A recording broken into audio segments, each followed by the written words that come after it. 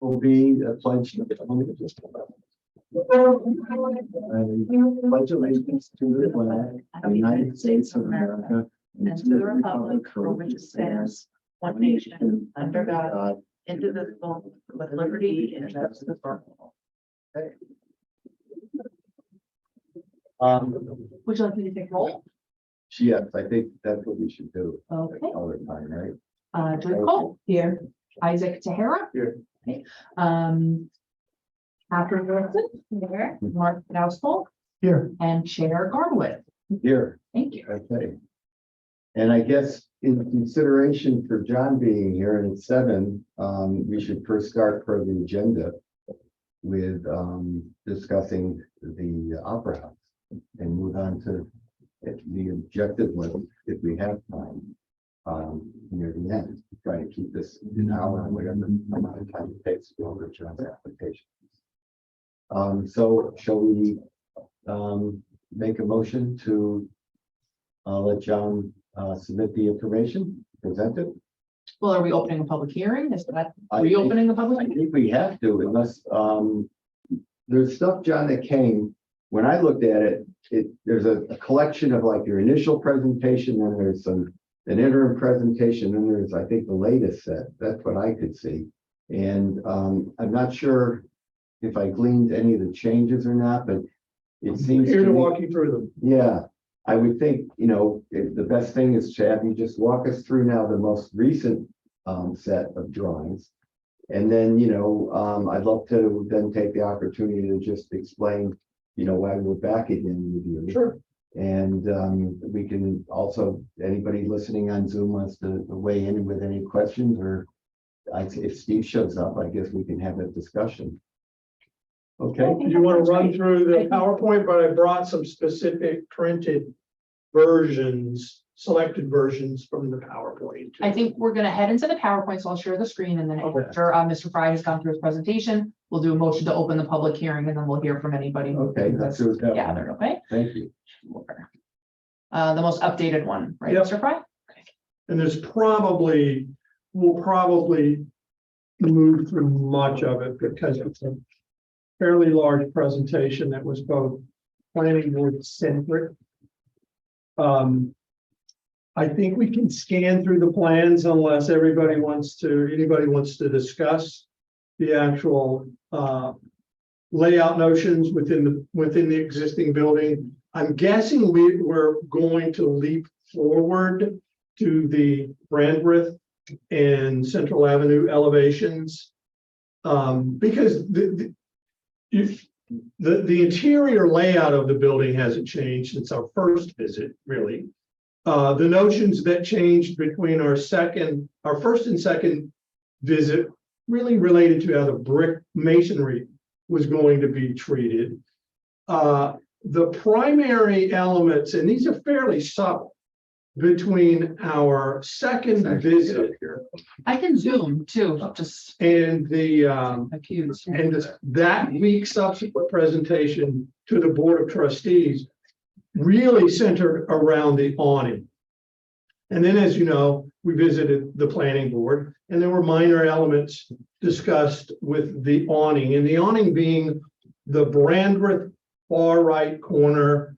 Dan, if you could, it's the right, yeah, right. So that's the theater multi-purpose performance space entrance, right? It's in the facsimile of where the original entrance occurred.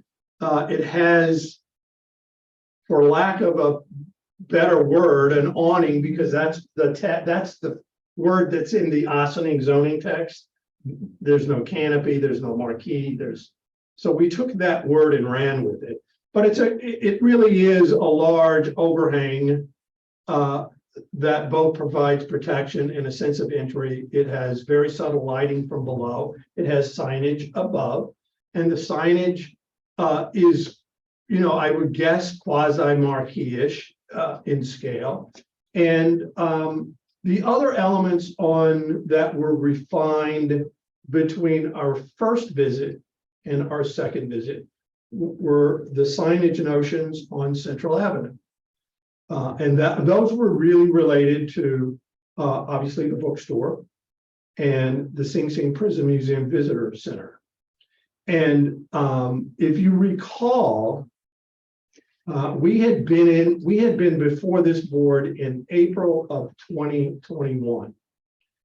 Before the Olive Opera House, the grander picture had really gotten traction or come into focus, and we were here for the bookstore because they were in the initial tenant.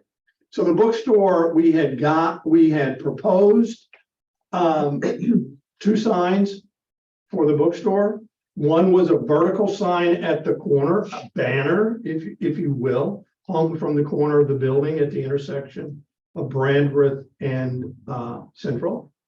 And the other was a wall-mounted sign that was at street level, along with a small graphic above the entrance area. Again, those were pre-building design as you know it today, as we're presenting it today.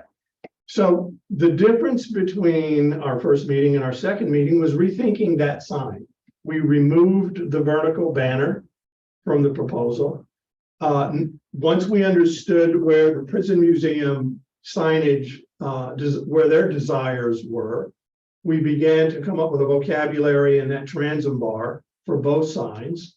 They're somewhat unique, but they're metal letters on a black metal background. And there are more detailed versions of this. We can zoom in other places. And the media panel is today, it is consistent with all 3 meetings. The difference between the second meeting here, our meeting with the Village Board of Trustees and the Planning Board, was coming up with more technical literature for the media panel, how it was a narrative about how it's going to be used. And then a lighting analysis that took everything into context, which is in this presentation, Manny. I don't know what it's in the printed version, it's A12. I will look for it. Yeah, I think it's like probably 3 or 4. Well, I'm sorry, and keep going, and I'll. When you get to the next sheet, you'll pause. Thank you. What we've done here is, if you recall, in the upper center image, I scroll down just a little bit, Manny. Sorry, there's a No, little I'm bit of a sorry. lag here. I'm sorry. Scroll up just, there you go. That's good. So part of our dialogue at the second meeting was, or the first meeting was, the graphic representation of the brick in all our renderings up until that point had been this pristine notion of brick, like brand new brick. And we, as an applicant and a client, rethought where that was headed, both from what is it we're trying to accomplish here, what can reasonably be accomplished. And the notion was, well, we're going to clean the brick lightly. We're going to use a product recommended by this group. And wherever that gets us. Would you remind us again the name of the product? I actually- Something, Adam, maybe. I think it's in this presentation. Oh, yeah, it might be. Yeah, go ahead. Wherever that gets us is where we're going to be, right? It's Yeah. not going to be pristine. And so we updated the graphic representations Right. to be more tactile Yeah, I and, think and that's a good thing to. reflective of existing conditions. So those were the nuances between what you've seen previously and where we are today. We have much more technical literature regarding the media panel, and primarily as it relates to how the lighting is going to appear, the collection of lighting, I would say, at the corner of Brandreth. Is this in here also, John? Just Yeah, it's in there. So let's go to it on the screen if you wouldn't mind. So, and there's science behind this analysis, right? We went out and measured what the lighting levels were based on the street lights, which are the dominating lighting factor. Oh, you're there. Here. Yeah, just have to scroll up to that. Sorry, the file is so big that it's a little bit of a lag. Yeah, it Like is a jumping around, I monstrous file. apologize. So what if you scroll up just a little bit, we'll look at the science on the lower left. I'm sorry, down, I keep saying up and down. Yeah, the bizarre, so the model lighting, right? That's going out and measuring where the primary light sources are. The primary light sources are two fixtures, the large Cobra head light fixture, and about 6 feet west is the first street lamp, which is a completely different type of fixture, as you're all likely familiar with.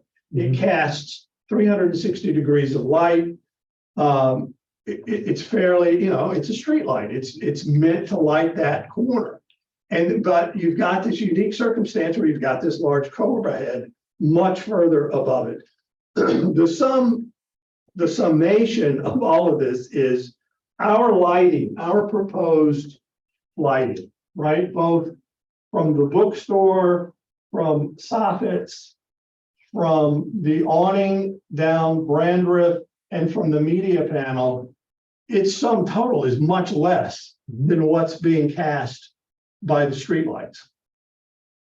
And we think that, we're not criticizing the streetlights. We're just saying, when you place this in context, we have a much more subtle, much warmer lighting pattern and lighting intent, even for the signage.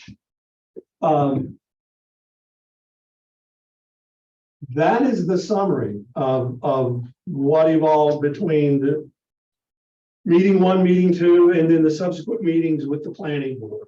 I forget. Oh, you asked about the product. Yeah, I forgot what it's called. Oh, God. Peel away or something. Yeah. It's something like that. Whatever, yeah. Anyways, I'm glad you changed the graphics of the brick. It showed a little bit. And the buttons in the window, I guess, still kind of look They are, all but brand new, but they're They're kind of okay. elusive anyway, Yeah. because they're these black, and it's easy for us to say this, and we've discussed this in other contexts. If we feel like if today was a clean slate, we wouldn't propose those windows in the upper floors, right? But we have to live with those windows, primarily driven by budget concerns. The fact that they are relatively new, they have insulated glass, they operate. It's tough to convince a client, let's take out $100,000 worth of windows and replace them when they're providing a level of performance. But they did set the tone for some other decisions, obviously, in terms of metal color for the other glazing elements. yeah, okay. On the question about the windows, because I think I was over there recently and when I was at the bookstore. Can we go back to the presentation when we talked about it? Looking Sorry, I was around, trying to get Stuart in here. looking around Yeah, the sure. building. And it looked like some of the windows, that some of the insulated units had maybe failed. Yeah. It's a little bit fogged. Yeah, Are those going to be replaced? yeah, here's what we hope is going to happen. If I could I walk around to the? Yeah, please. Yeah. So one of what we feel like is the most corrective first steps is the main, and you're probably familiar with this, right? There's these peculiar street level masonry panels that the manufacturing company, when they altered the building in the 30s, they put them up because they didn't need a sense of streetscape. So we're removing all those. These windows, right, and these windows, which are all being removed, are the same manufacturer vintage of these windows. So we can scavenge working elements from these windows in a useful way, as opposed to tossing them all in the dumpster. There are at least 4 panels on the Brandreth side, 4 sashes that were damaged during the fire, and they were kind of, set in place and they don't operate, right? So hopefully we're going to use some of these sashes as replacements. But obviously, we are opening all of this up, right?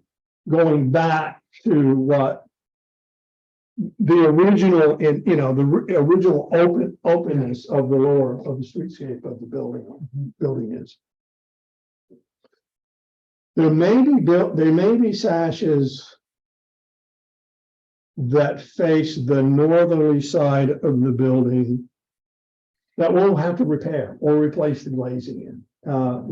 We've met with the building inspector on at least 2 occasions. Part of the challenge of those windows that face the north side and really the west side is you would never be able to do that today without having fire protective openings, et cetera, right? Those openings. They're a lot line. Exactly. Yeah. So we're navigating with Joe what the methodology will be to hopefully maintain most of those windows as we know them especially on the 3rd floor.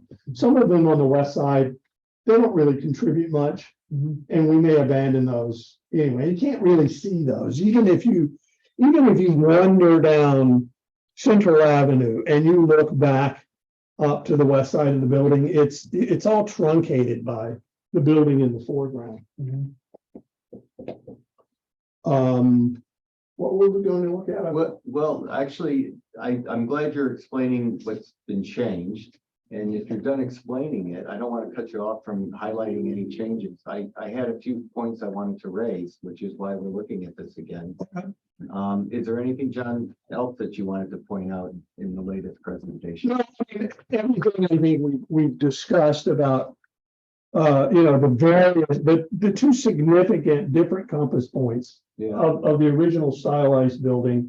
And then the third, what we know today, right? When the manufacturing company came in the 30s and leaned up the building, if you will, by stripping it down and making insensitive modifications. And the challenge, well, there's the challenge and then there's the desire, right? And as much as I can share sincerely, when we began to think about this building, it's like, okay, what do we want to drag back historical replications of some point in time? right. At what point in time do we want to try to do that? And honestly, in discussions with the Fan family, they're like, we don't want to do that. We're the owners of the property, by the way. Okay. We want to take the building as it is today and do the best we can to reflect 2023, 2024. And we feel like this is a restrained, adaptable reuse. And we're trying to be sensitive in modern ways. I hesitate using that term modern. But recognizing there's certain good design patterns, especially at streetscape windows, having transoms, having, units that aren't 6 or 8 feet wide, they're 4 feet wide or 5 feet wide. So we're going to maintain, restore, and repair. What features are there? Where there are leaders, roof leaders, that are a combination of industrial materials, we're going to replace those with copper.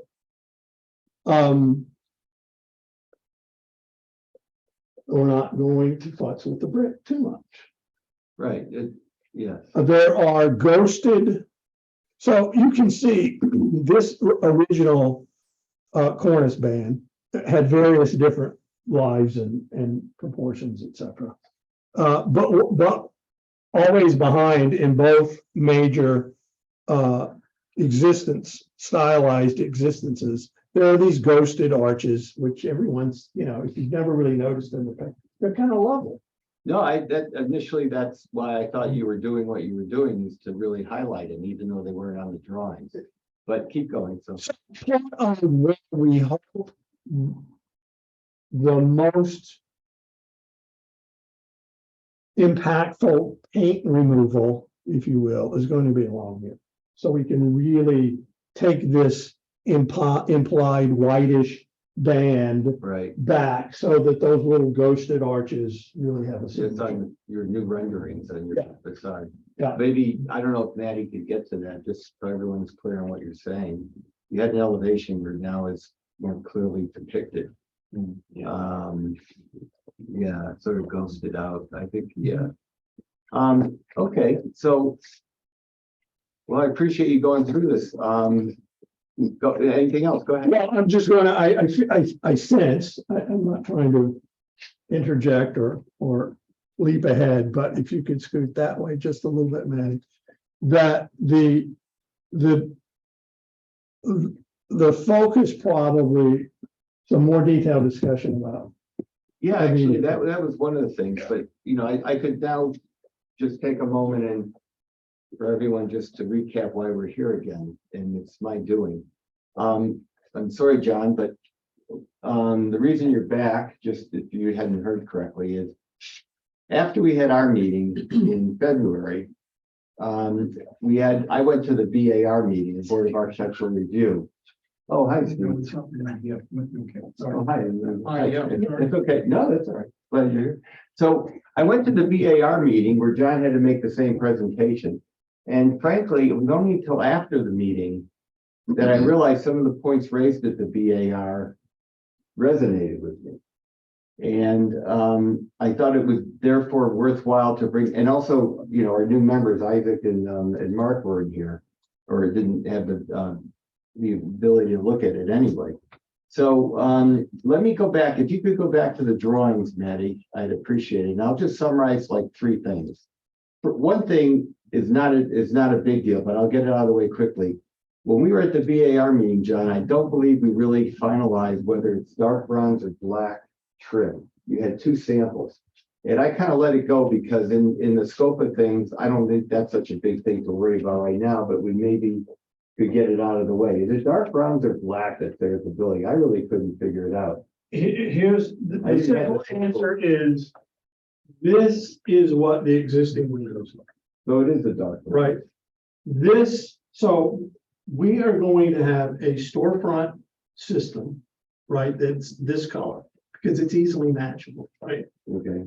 The awning and some other features are gonna be slightly dark. So the windows, dark bronze in your view matches what's there for the sash. Yeah, I mean, some manufacturers would call it ebony. All right, that's fine. It's an easy thing to Yeah. deal with.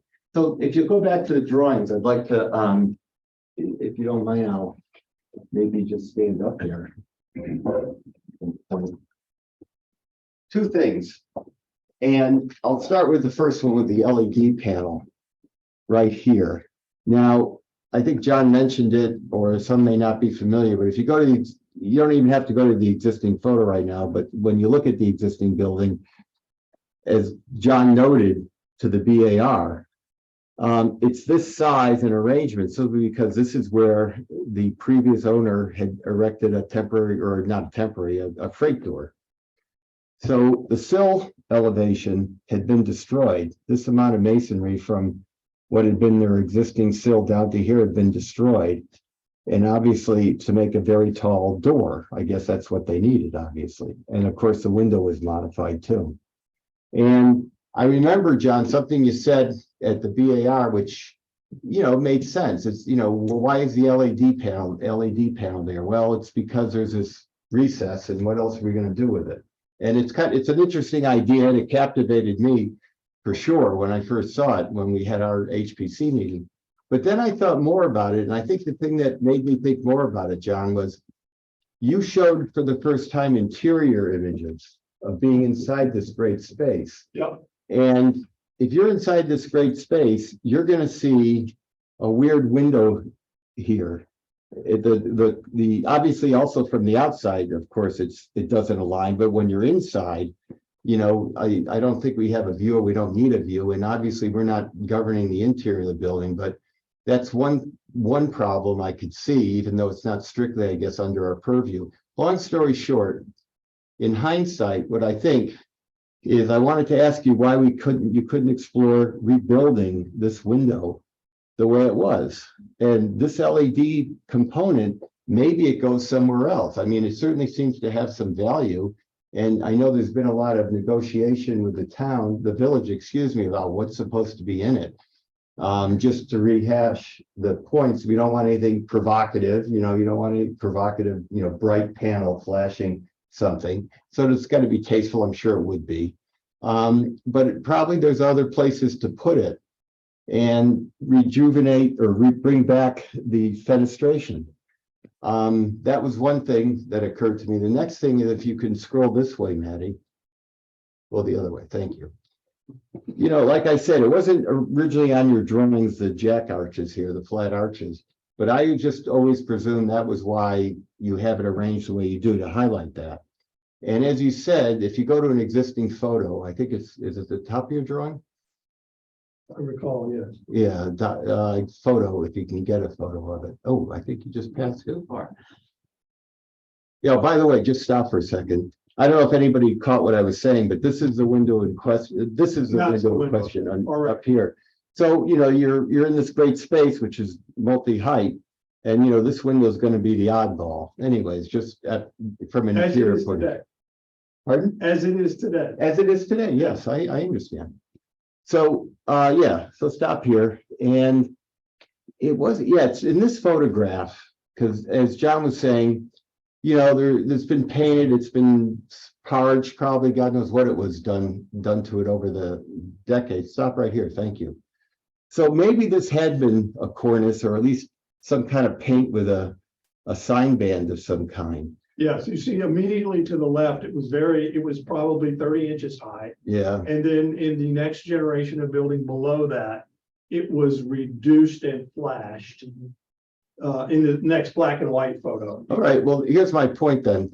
That also made me, when I went back again and looked at it again, I realized that I never asked about how this existing condition versus your proposed condition. Where's the proposed elevation? Yeah. We're going. Oh, yeah, sure. And by the way, you might stop just 1 second, I'm pulling this on you. It was also good that you did, and I didn't point it out at the meeting. Go down a little bit. You mentioned our design guidelines, the Yep. section of storefronts in our design guideline. Yeah, I think you actually mentioned the actual paragraph. But anyways, keep going. Go down to the proposed elevation. Thank you, Maddie. Yeah, this is fine. Oh, no, this is the wrong side. I'd like to get, yeah, here it is.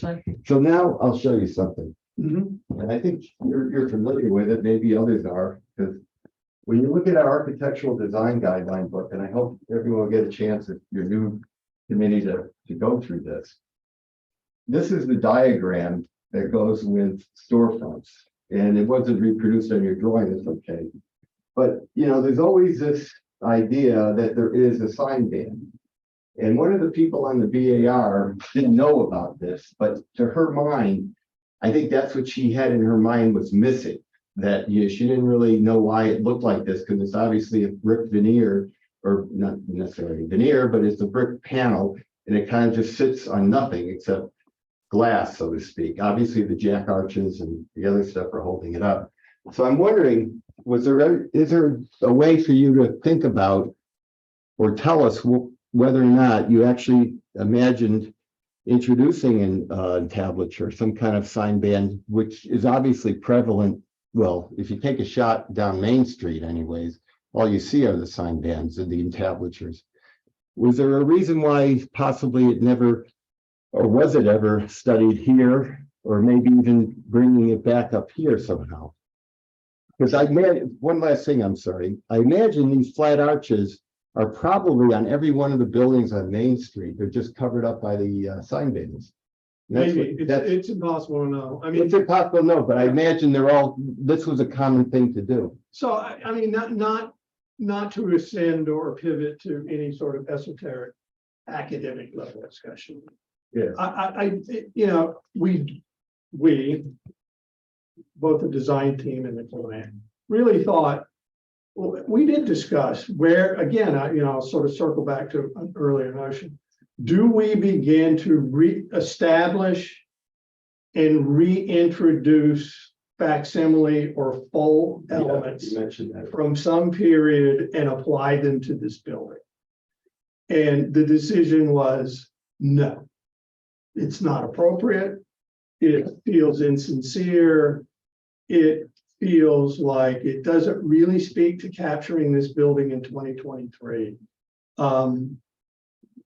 I'm just sharing the discussion in You its mentioned in it its a little sincere earlier way. tonight. We felt like they were, the flat arches, kind of capturing the tactile building in a moment in time was the most sincere design move. And we really, there was, from that moment forward, there was never, well, we're kind of, let's tack on a sign band and put on a cornice and call it a day. And it feels cozy and familiar and Well, my reaction in February at the meeting, as you know, and even in January when I first saw it, I believe, it didn't bother me. You didn't have the stake and sign banner in Calvinshire. Because that's the way essentially the building exists now. But there is an idea about context. There is what we try to do, we should try to do, I think, refer back to.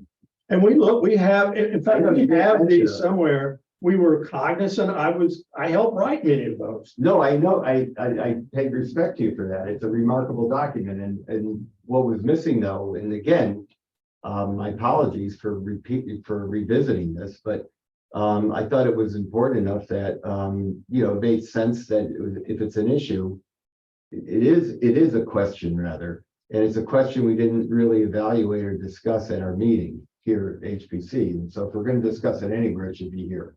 Because Board of Architectural Review defers to our decision. So now that we have, everyone here, including 2 members, I'm putting it out there. Does any of this resonate with the members right now, or you're still happy having let it go the way you see it on the drawings?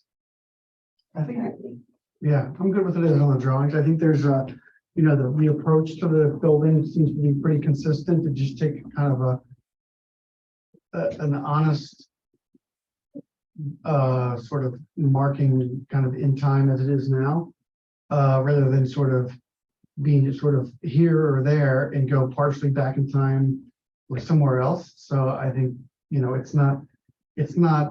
it never was a sort of a flashy type marquee building. So to put a overly ornate sign band on it may seem artificial, but maybe in the future, 10 years from now, different life in the building, maybe a ground floor tenant might want to sign and they would just have to apply for it. But I think as the application is now, as one member of the board, I'm good with it and the approach that's being taken. It's a thoughtful approach, and there's a reasoning behind it that is sound, and for that, it's acceptable to me. To follow up what you're saying, by the way, putting it here, hiding the arches is one idea, but the other idea could have been it's here below and it really looks like it's supporting the brick and it's made of something else. But then when I thought of that, you're cutting off natural light. You're really trying to open this whole thing up, right, John? You're bringing as much light as you can. The notion is a gem box glowing on the corner. I mean, that's the way we talk about it. Right. So, I'm glad to hear that comment. Anybody else wants to speak up pro or con about it? I mean, it'd be good. I had sort of the same reaction you did when I first saw it, like there's something missing there. But I also very much, and I know when I walk through historic towns, get attracted to the brickwork and what's there and that kind of detail. And I think it's kind of nice that is going to be visible and is exposed. So, I would not have a problem with this. Having gone through the discussion. I do, I'm sorry. No, that's right. I just love it. It feels warm. It feels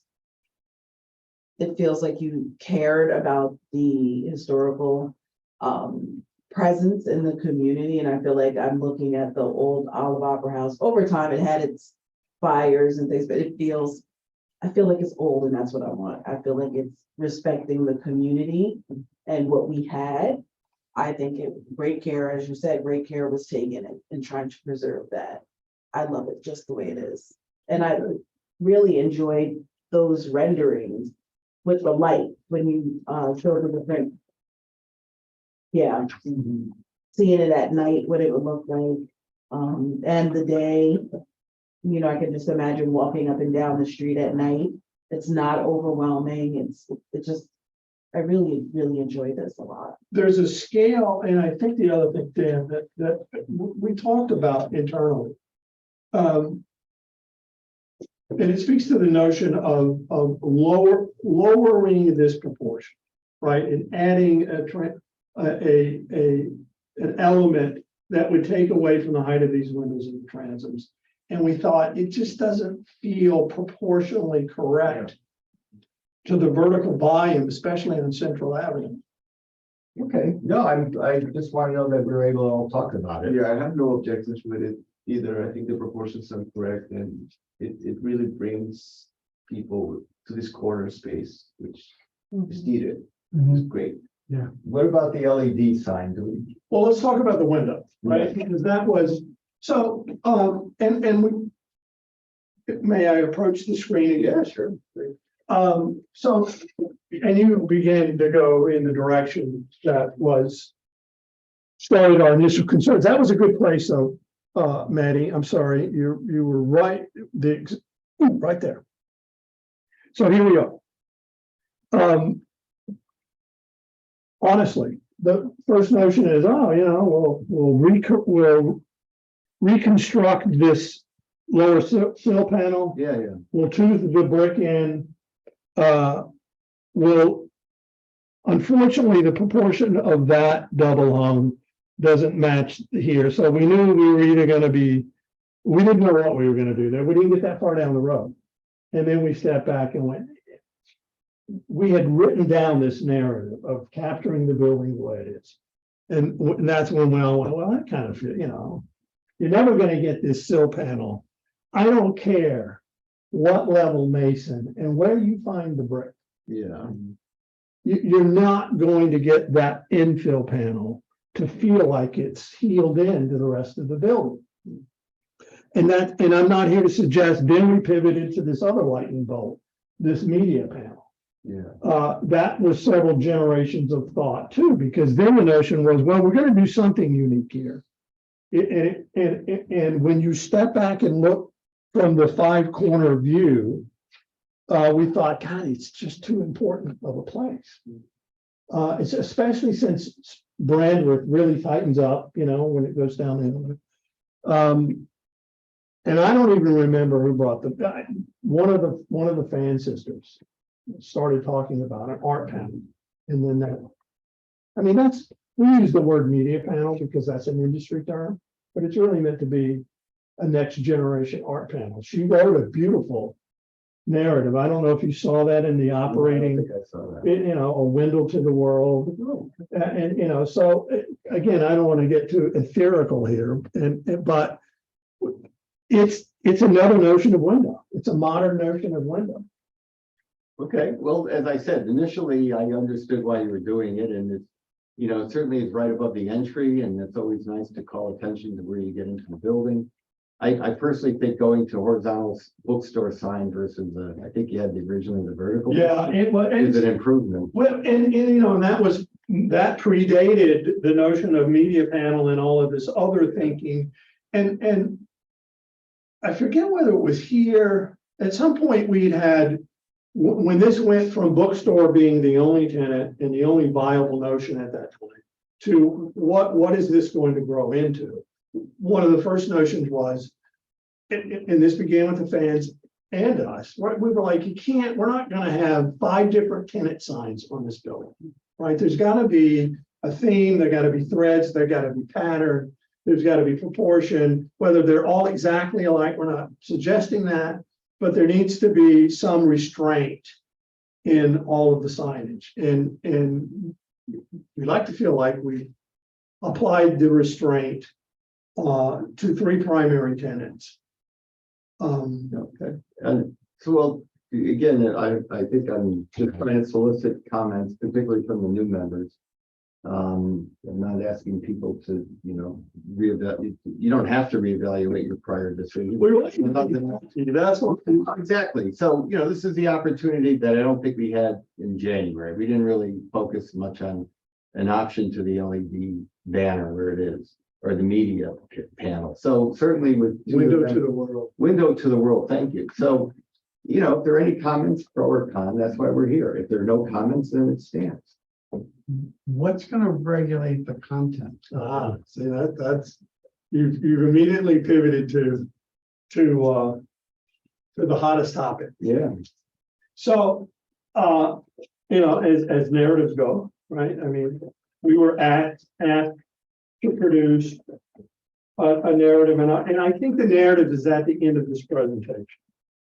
And I'm not trying to offload this onto reading a dry document, but it's a sincere document. And it speaks to what we're going to, how it's going to be used. And it's not an it will never be used as an advertising sign. One notion is that, here it is, right? Well, Oh, goodness. it's both an art panel, right? Whatever that means, and it will, we'd like to think it's going to be meant in a sincere and unoffensive way. It's never going to be politically bent, and it's never going to advertise commercial products. It's probably going to be informative about what's going on in the building, right? If there are 3 different events, because the building can support 3 different events, it's essentially a quasi marquee to talk about that. It could be an informative kiosk. If there was a partnership with the village, that village events could scroll on that without, in a manner that's non-offensive or appears to be advertising. That's another notion. If you could scroll back up. Yeah, I thought and this we would like to submit, this was submitted to the planning board as a document in the proposal for the use and the time periods of the document, and if it of the panel, and if this board or any board or Stuart felt like there needed to be more granular elements to it, we're happy to expand upon those. This was our best effort at defining as concisely as possible the way it's going to be used. I think that the operating times are just below this. Limited display. Oh. Yeah, there they are. I mean, we try to keep it simple, right? It's kind of very simple. No, I could see the value of having something like that. I think if I could ask you, Manny, to go up again to their proposed rendering of the corner, looking from 5 corners. I'm really glad you changed the brick. And stop right there. Well, no, the proposed, sorry, that's not proposed. Where there's a proposed, yeah, I think maybe there. And then is there a picture you have you're standing at 5 points and you're looking at it? Yeah, there's several renderings kind of where's scattered that- about here. Where is that rendering, John?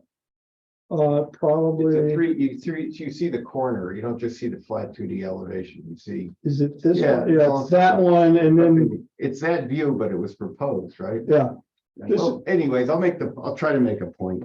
Maybe, maybe you just didn't feel. Well, of course, this sill's higher than this sill. yeah, it's odd. It's, Yeah, I don't know. I mean, I perhaps, I'm not telling you it is a deal breaker, but I'm glad we're having the discussion because for the record, at least, even if the toothed in brick doesn't match exactly, and it won't probably, I think it's probably sandcast brick or something soft. There's probably other patched areas around that building that, exist. there So are. to me, it's not. 100 bucks of them up. So to me, that's not the reason to not consider seriously bringing back the window.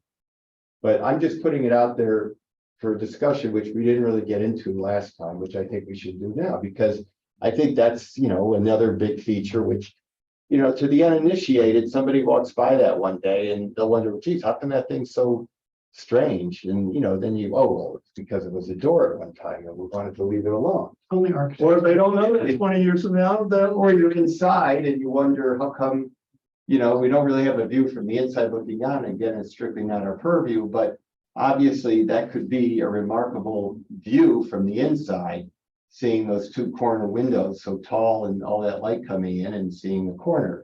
Obviously, with the LED panel, you don't have that opportunity, but that, I guess, strictly speaking, isn't under our purview.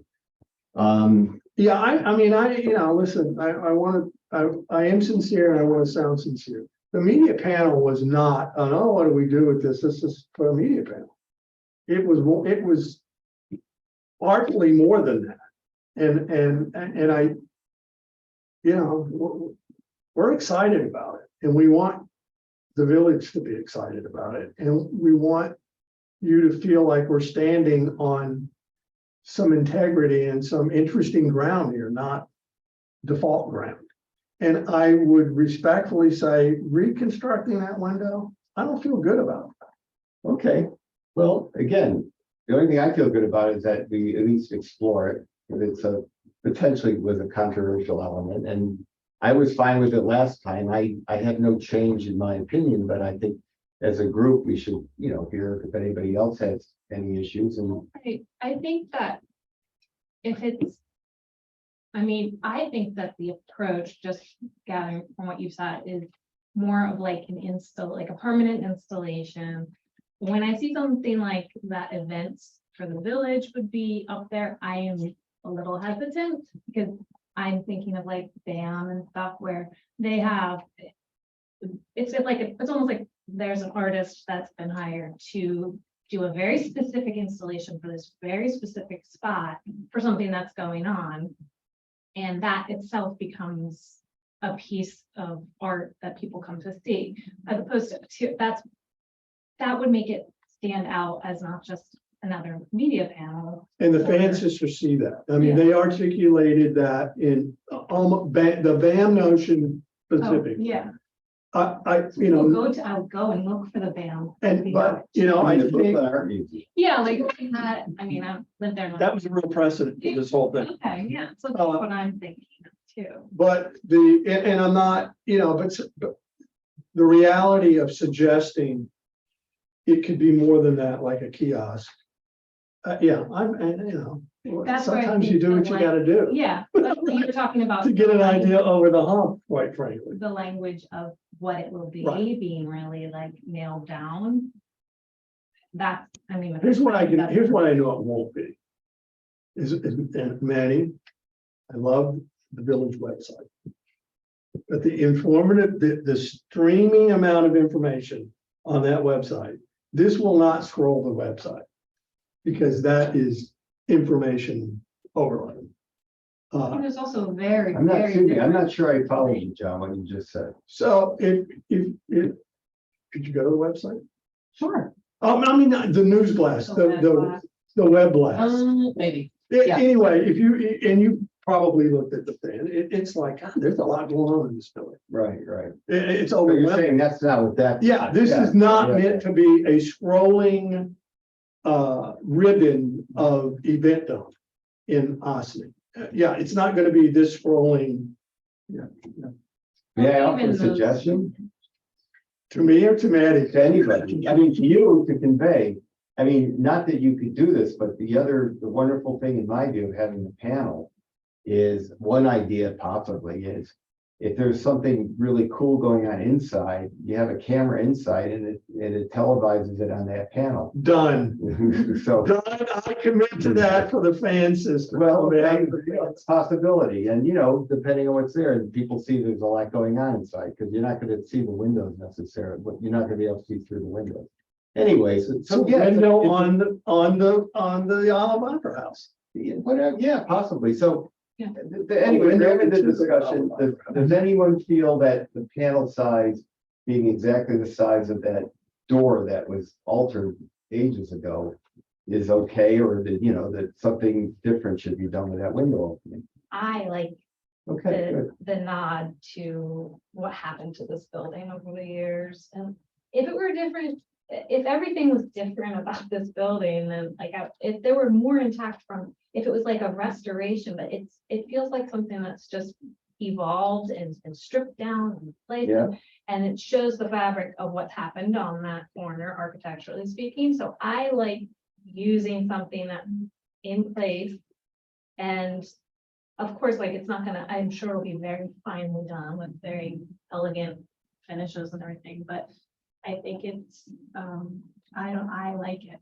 It's historically, you know, it's a different thing from a restoration of, I mean, the Pill Factory, we're still here and it had so much intact, and saying, okay, we're gonna take off this and put up a steel awning and signage. But this is actually an opportunity to do a little of those things. I think it's great, and I love the brick with like the shadow of the past. I love the The arches, yes. storefront. I, And I am like, Okay. I never want it to, I don't like things to change and be stripped down or anything, but I think this is a unique moment in Boston, like downtown especially, where all the rules are a little bit different. well, this is I think this is very useful for us to have on the public record, because, you know, my decision hasn't changed. Right. But, you know, I could see that, you know, we probably maybe didn't spend enough time talking about the, you know, the elephant in the room. Possibly you might consider the elephant, two elephants in the room, the LED and the lack of a sign vantage, which is, you know, supposed to be typical design guideline. Right. So, I think it's interesting because, I mean, I agree with you. I think the language is a little bit, you know, it doesn't follow that order, which is a bit confusing for that condition specifically, because, you know, you want to see the entirety of the, you know, from inside, you want to see that the quarter conditions to be like full of light and stuff.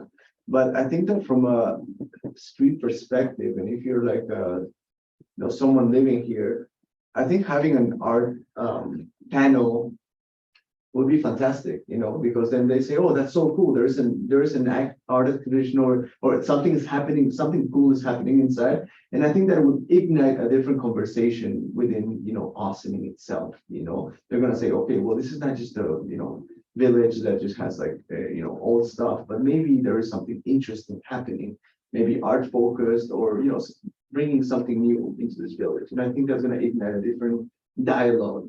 We hope so. That's the intent. Was this recorded? Yes. Because And I think like for the public is gonna be more important, you know, and then people come here. we recognize this is out there a little bit, right? It's out on the edge of the envelope a little bit. yeah, I mean, you know, but the building's so unique in the Main Street area. I mean, there's nothing really like it right now. Yeah, I mean, I think everybody's initial reaction, including mine, was it's great you're doing, you know, all this work to the building. I mean, it's wonderful to have it come back to its full potential. Yeah, I think infilling it would be a bit forced, in my opinion. Doing what? Infilling it with brick that, Oh, I mean, taking the window back to where it was. correct, Yeah, yeah. okay. Unless you make one of the other windows like, you know, very the same as the other ones, and then you grab that brick piece. Which could be an option as well. Well, I just, as I said, I don't think, as much as I can understand the concern for patching and trying to make it look as seamless as possible, I don't think that's an issue, because the building probably's got patches and spalled brick everywhere. The window, recreating the window, yeah, I mean, yeah, that's an extra concern. But in the end, like I said, it didn't bother me initially. I'm still okay with it, but I'm glad we're having the opportunity to talk about it. In case somebody had some real concerns, we should revisit it. I also think if it was going to be a apartments or an office building or something like that, then you maybe want it to look uniform, but because the function of the building it lends itself to this moment, we're gonna, you know, it's just, that also changes the idea of like preservation, or, you know, using the context of the building. Yeah, I Yeah, mean, location. there's not much to preserve. I mean, the idea of looking at it, I think that's what you're saying too. Yeah, I We mean, are preserving. the fact that it's being not only preserved to the extent it is but that the function of the building is going to be preserved and it's gonna be a performance space or whatever, art space, whatever it's gonna be. That is, you know, I feel like that the installation LED or whatever it is, highlights that and can really draw, you know, a connection to the past of what the Olive Opera House was. You have to come see the building. I want to. Yeah, because I want you to see it the way it is today and the way it's gonna be. When we're, the interior is so fascinating, but such a rabbit. Do you have that 3D interior image of the model? You had a 3D, I don't think that's like in it. that oh, presentation. okay, anyways, it's still, you know. see- But it took weeks, months for us to wrap our head around how all the spaces in there could be used eventually, because they're so compartmentalized from when the building was industrialized. So we're excited about peeling it all back. All right, so.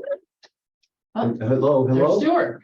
Hi. May the man behind the curtain speak for a moment? Hi, folks. I have had the opportunity to sort of watch this in a rare way, which is that I don't get to see you all. Bottom line is, you don't need a new public hearing because actually HPC does not hold public hearings for certificates of appropriateness. So that's not necessary. You did previously approve a certificate of appropriateness. You've now had a further discussion. It does not sound that there is anything that has changed from the prior discussion in terms of where you folks are. Unless I've heard something, unless there's something that I did not hear, and I've been on this since just about 7:03, I think that you are essentially where you were before, except you now have 2 additional members who have been hearing everything. I should point out that what is on the sign is not your purview. Okay, so that's ultimately going to be a determination that's going to be get involved with the planning board. But otherwise, it does seem that this has pretty much been comparable to what was decided back in, was it January? Or even, I think it was January. Yep, January 9th. So unless there's something different, that's, you know, that's the certificate of appropriateness we have, except that there are some additional documents that have been submitted. So I leave that up to you folks, but it does appear that things appear pretty much consistent with what the earlier determination was. So shall we have a motion to reaffirm the vote based on the fact that there's some new changes to signage? Because you had the bookstore sign and vertically bannered. So I guess that's the only thing, Stuart, that's changed is the signage for the bookstore and the museum are a little different from before. So if we make a motion now. Wait, John, can I ask you, are those signs actually definitive that that's what they're going to be? Because otherwise there's going to have to be a separate sign application. Well, we understand that, and we understand that the mechanics of this require a sign application. Right. What we're, you know, as it stands today, because this has been vetted to a high degree, that sign is what we're going, these signs are what we're going to go to the sign application step next, whatever that. So if this board is okay with the 2 signs, which would be again for the bookstore and for Sing Sing Prison Museum, then we can also treat this as a certificate of appropriateness for the awning, which was previously done, as well as for these 2 signs, which can be added in. If you folks can make a motion and second on that, then I can add that to the certificate of appropriateness. Well, I make a motion to vote on the most current package. I think that addresses what you're saying, Stuart. Well, it's not on the package. It's on the application specifically that's before you, which would be what they are asking for. They are asking now for the sign for the bookstore, the sign for the Sing Sing Prison Museum, plus what you previously adopted. So to the extent of amending or the prior application, that's really what your certificate of appropriateness would be. Yeah, we would be amending it per the most recent package he's included. Understood. So, okay, so that's the motion. And if I could see if somebody wants to second it, we're gonna You vote. can't, Dan, you don't make the motion. Someone needs to make it, then someone seconds, and then there's a vote. I have one more question before we make a motion.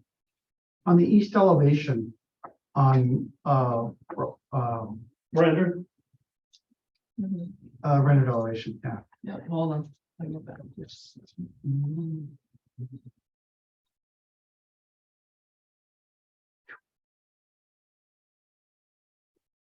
one. The windows that are along the sidewalk between the bookstore entrance and the opera house entrance that are filled in, what are those being filled in with? What's the material? The gray rectangles. right at the sidewalk. Correct, yeah. One of them is well, the three of them are going to be composite infill panels that could be removed, that are removable in case there are reasons to get in and out a sump pump, a fire hose, Uh-huh. in and out of that basement.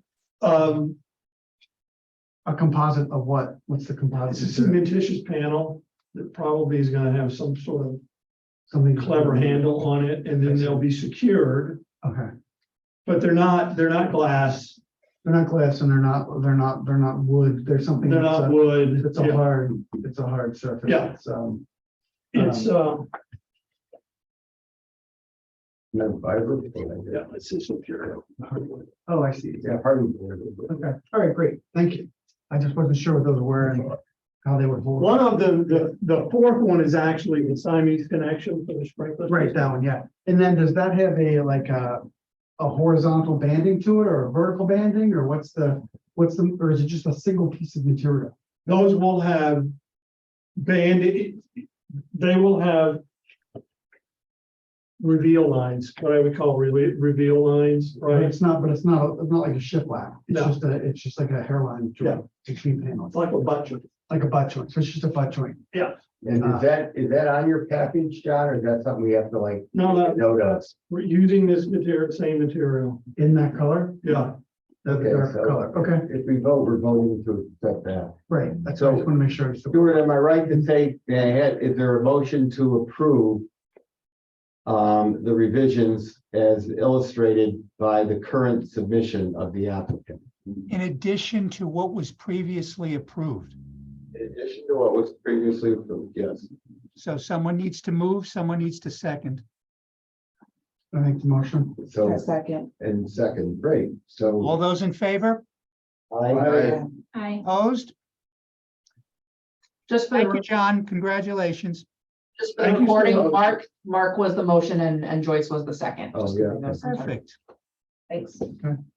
Sorry, didn't mean to step on your finger. No, that's, okay. okay, am I good? Am Thank I you. 17th, right? And I'll wait to hear Friday the 17th if a tour is dovetailed on. Yes, yes. I'll wait for your lead. Sounds good. Okay. Thank you, sir. And I hope we see you there. Thank you. Yeah, Thank you very thank much you. for coming down. Yeah. May I invite folks to go into private session?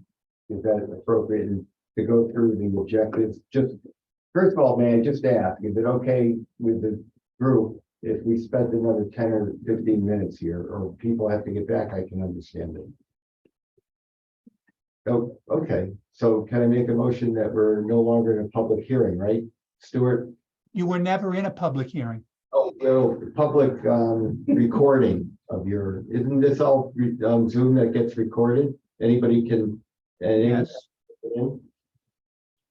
Yeah, so now we're off of that? No, Oh. Do we make a motion to get off of that? no, because you stay, unless there's a reason to go into executive session, your meeting stays as a public meeting. Okay, well, I wanted to go through the list. Well, first of all, then, I guess we'll stay where we are.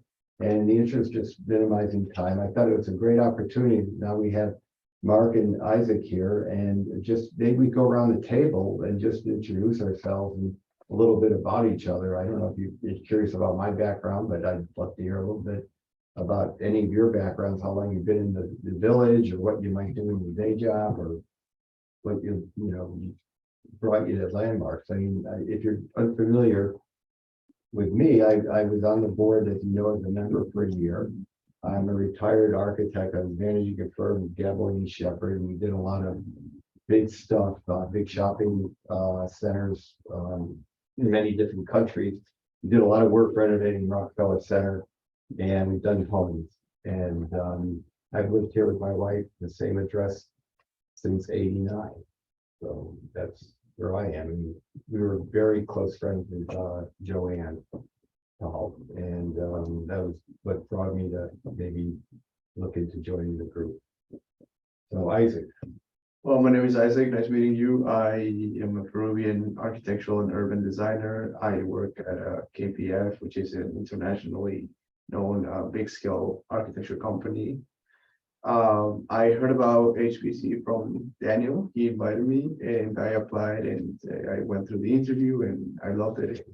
I'm looking forward to fantastic Did session. you mention you went to Austin High School? I did go to Wilson High School. Oh, maybe you did too. Oh, so you got a Yes. bunch You're in of good fellow. company. I did, yeah. And Steve, I've known you, I don't really know. Yeah, I know. For a day job, I'm head of credit risk review for BNP Paribas, which is a very large global bank in the Americas. So my responsibility is for credit review of the credit of the portfolio in the Americas. My wife and I have lived here for 19 years. I'm originally from New York City. What attracted us to the village was the architecture of the historic nature of the town. We live in one of the Three Sisters on Ellis Oh, Place. I know that. It's in the historic guide. Right, it is, yeah. And, it's. So I don't have it printed out, but it's a, keep going, I'm sorry. Steve. Yeah, it's to drive up Ellis, 3 houses, virtually identical. Some alterations done to one of the third ones, but not a lot. Built by, I forget his name, the Sisters were the O'Briens. He was a pretty well-to-do merchant in the town in the late 1800s, and built 3 homes for each of his daughters. They're all in the exact same style. And so we've done a lot of work on the house, and historical preservation is something close to my heart and something I'm interested in. Great, oh, I'm glad you told us. Yeah, Catherine? I moved to Austin in 2014, and I was in the city. I studied architecture and I worked at a few firms in the city after I graduated, mostly retail, Callison and studios. Oh, competitor art. Yeah, so, and then I moved here when I had 2 daughters, and now they're in 3rd grade and kindergarten, so, but I didn't know anything about Austin, and we just drove up and fell in love with the architecture and among other things, and I live right up around the corner from you. I live on Linden. Oh. So, yeah, I joined, I think this is my 5th, I think I'm entering my 5th year on this board. Oh, so That's my last year. Yeah, so, yeah, so it's my way. I'm not working right now, but it's my way to sort of stay in the field, and I enjoy it very much. When you worked at Callison, did you ever work on historic properties, or was it mostly all new stuff? No, well, we did 205th, like, I don't know, it's like the catty corner to like the Flatiron building. So Yeah, that was I a know. very old building, but Yeah. it was totally, so it's a little both. I mean, Yeah. most of the buildings we did work in were not new buildings. And they were like being retrofitted and had to go to the I believe it was like the same board, but in the city for 205th. Very scary. Yeah. Yeah, bringing any kind of changes to the We, building. we did a lot of work. We had to go before New York Landmark, so Yeah. that's my only other experience. Very serious. Yeah, Mark? I'm an architect and I moved to Austining in 2009. I live over in modern, it's called a tech-built house over on Revolutionary Road. Mid-century modern, mostly a glass house, and so it's been trying to do a, slowly renovation, and restoration of it, keeping it the way it was originally. So, as an architect, I work in the city for a firm called HOK. We do lots of large-scale buildings around the world. Some smaller stuff. One of the buildings we're doing is the addition or the renovation of LaGuardia, which is almost finished. It's our big project. It's got really nice reviews, I read. Yeah, I recommend. I cannot recommend going to LaGuardia strongly enough. I never thought I would ever say this. Right. I've just done it recently twice, and I couldn't believe it. Couldn't believe it was the same airport in the same city. So it's I do not dread it anymore, to say the least. My experience with historic preservation is a project I worked on at a previous firm was the renovation and restoration of the old US Post Office to become Moynihan train station. I was a project architect for that project. So while we were doing a very serious modern intervention to turn the post office to a train station, we were also that building is part of the National Trust for Historic Preservation, and it's landmarked and is administered through the Park Service. And so we had to do a lot of restoration on the exterior of the building to maintain it. And so I was involved in that pretty heavily, in addition to what we we're doing on the inside.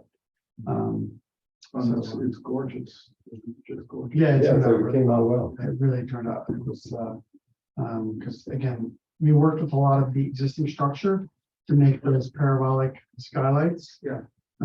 Which was really, there was a lot of tricky geometry to those, but it really worked out. And anyway, so that's, and I'm a friend of Dan's. I know him. We met walking to and from the train. Yeah, I think soon after you moved in. Soon after I moved in and got to know him, like, hey, a fellow architect, I just spot him. He has a wonderful wife and two wonderful dogs, actually. The dogs are what the reason. And Dan asked if I was interested, and I take where I live seriously, and I'm happy to be here to contribute whatever I can. And Joyce? Hi, I'm Joyce Cole. I'm the village historian. I've lived in Austin all my life. My family's been here over 120 years. Wow. I have 3 kids, been through all of Austin schools. I've worked for the county of Westchester for emergency services for 25 years. That's me in a nutshell. How did you get into history? You're also our village historian, so. Because I lived, my family's been here over 100. Well, I know. I think you're. Well, when you've been here that long, you're Yeah. invested, and the little kid in me always had questions about. Well, good for you. Good for you. And I'm also a genealogist, so that makes me interested in history. Wow. Mhm. And Matt, I hope I could ask you, I mean, you're here all the time. You're one of us in many respects. Oh, thank you. I have worked for the village for 3 years as the assistant village manager. Before that, I worked for the town of Austining for about 9 years. But like Isaac, born and raised here in Austining, and Joyce too, and happy to contribute. This is my 3rd, 4th month doing stuff with the land use board. So thank you for welcoming me and being so warm, and look forward to getting to know more and learning from all of you. Yeah, let's try to do so. Stuart, next time you're in, if you want to chat about your background. Anyways, here's your other Cornell grad or fellow alum. I don't know if he's still listening in or not. Stuart's no longer. Okay, he's no longer there. So all right. So okay, and then just one other thing. I don't know if you had a chance or even know that I think Jane may have copied you all on some things I put together to follow up on this list. Did you have a chance to look at this at all? This is a document about some things to think about that we could do. And the whole idea behind it, if I wasn't clear the first time, is let's face it, we don't have these opera house buildings to look at. A lot of times it's just a simple sign or an awning in 5 minutes, or it could be 5 minutes, you're done. And since we all gather here anyways, I thought it could be a time we take advantage of meetings like that to go over things that might, get developed over the year. or even after that. So for example, I don't know what's on the agenda, nobody does for next meeting. But if you get a chance, I drafted per this list, I came up with an initial draft.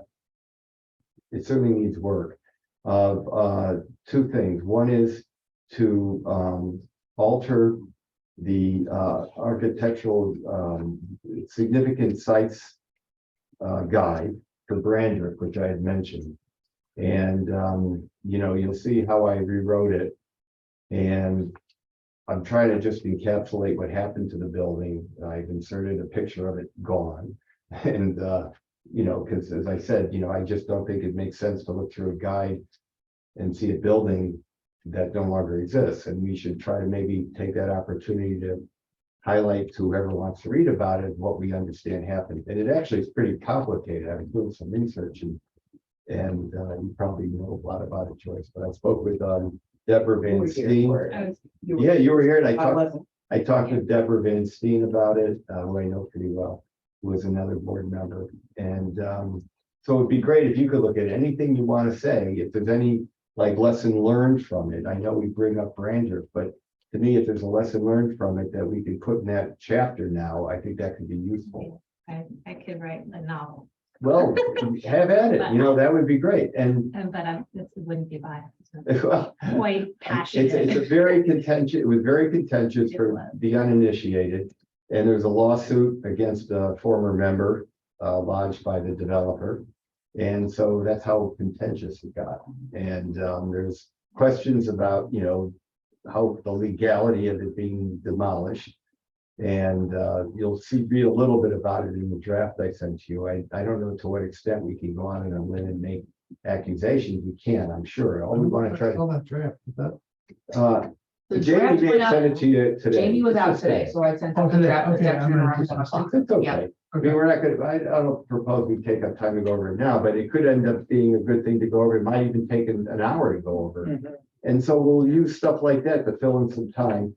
And also you'll see a couple of changes to the design guidelines, which I hope, you know, just as a reminder, and it was a reminder for me too, that the design guidelines, which you can access now very easily, thank you, from the website. Jamie. Oh, Jamie did it. Yeah, Yeah. thank her. Other You know, there are some things we can do to update it, because the design guidelines and the guide of historic structures were issued 2010. So obviously a lot of things can change. So you'll see a draft for awnings and ADA ramps that I proposed, and also solar panels. And again, it's just the first shot, and obviously it needs more input, certainly needs you know, more graphic, input. And if there's anything, anyone else then in the next month, or even after that, if there's anything, if you have a chance to go through the guidelines and the historic structures, and you want to put anything on the table to change, I think that would be useful. Just one last thing, because I also had mentioned it in this document, there were these Tudor homes behind the Arcadian Shopping Center on a hill. I don't know if you're familiar with them. I have pictures. There are 3 Tudor homes that were built. And I always wondered why, I don't know, Catherine, you may not know anything, you wouldn't know anything about it. I don't think you would either, Joy. But I don't have the structure guide printed out, but they're not in the structure guide. And that's okay. But I think there's equally as qualified to be in the guide as many of the other homes we've seen. And I just contacted the owner of one of them today. I was able to get a hold of one. He's Dan Slavin. Dan, I know Dan, You do know Dan, so there you go. I know Dan. That's great. So So Dan, it turns out I had met him before. I didn't know that. And so he's very excited to help cooperate oh, and great. see if his home can get on the guide. There's the other one on the other side of the hill, and I can't get a hold of that owner yet. And so, you know, they might have some information about the history of the homes. I think I may have mentioned, you may know, Joyce, these homes were built by, I think, Vanderlip for teachers who were going to be teaching at the Beechwood. So there's a little bit of an interesting backstory. It's kind of like socialized, you know, subsidized housing. It might even be maybe one of the first examples of subsidized housing in Ossining, for all I know. If it was, no, okay, well, that would be cool too to do. So that's my reason I think I'm interested. I think the tech-built homes, I've forgotten about, you know, homes like Mark's. We have Sears Roebuck home kits. And to me, you know, like highlighting your home, and the one next to you is not a tech build, that was a custom. Right, that's custom. Yeah, but your home's tech build, may be the only one in town. No, there's at least two others. They've just been so heavily renovated, you can't tell. Oh, okay, because yours is faithful. So to me, Mark, I don't know if you're interested, but whenever you get the chance, I think to include yours in the document, I think Sherry would be interested. If you don't want to, you don't have to. Right. There's no obligation, there's really no cost. But you know, it's things like that. There's a lot we could update about these documents Mhm. and maybe have some fun with it. So that's what I propose. The next time an agenda goes out and we have really nothing on the agenda, like it's just an awning or a sign, maybe you still all want to come and we could talk about whatever document you had a chance to look at. And I don't know what the procedure is, but I think for the design guidelines, once we've commented and we think it makes sense or it's worthy, because some of these things may not be good ideas, like you might come to that conclusion. We'll take that document and then we have to go to the BAR, the Board of Architectural Review, and Seth Roy was the chairman, and I guess solicit their opinion. And if they approve it, then I guess the process is to be defined how we actually make it end up showing up in this. Stewart's in there somewhere too. And Stewart's in there somewhere too, that's fine. And so that, but as far as the historic guide goes, I think it's just us who need to comment and decide to change it. So that would be easier. Mhm. All right, that's really the only thing I wanted to say. Thank you. Is the meeting, do I hear a motion to adjourn the meeting? Any motion to adjourn? And do I hear a second? Second. Did I do that right, Manny? You sure Okay, did. and let's not forget. That makes it official. All right, thank you. Thank you. Sure.